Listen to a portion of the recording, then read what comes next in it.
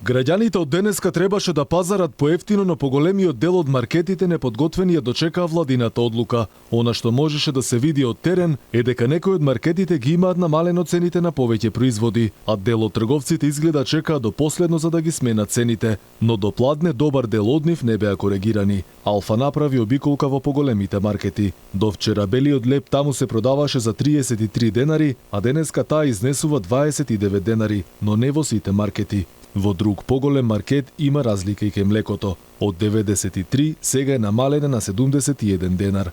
Граѓаните се револтирани и веќе не веруваат во ништо.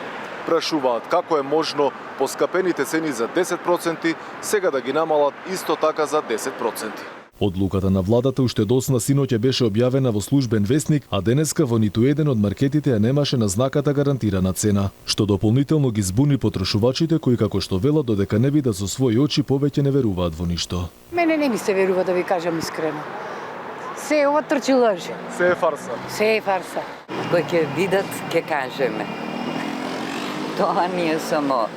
Многу се обеќаваше, а ќе видиме што ќе биде. Дај Боже да ги намалат. Како цените да ги врати, кога во понеделникот дава изјава дека од среда ќе важи, во вторникот сите млечни производи од млеко, освен лебо, се има повисоки цени за 10%.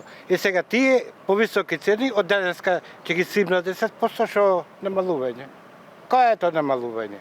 Араминска држава, брат. Оно накачување претходно што се на цените и ова што ќе се сушно ќе се иземна, чак и така граѓаните нема да осетат намалување на цените. Ова е сега некое затишје.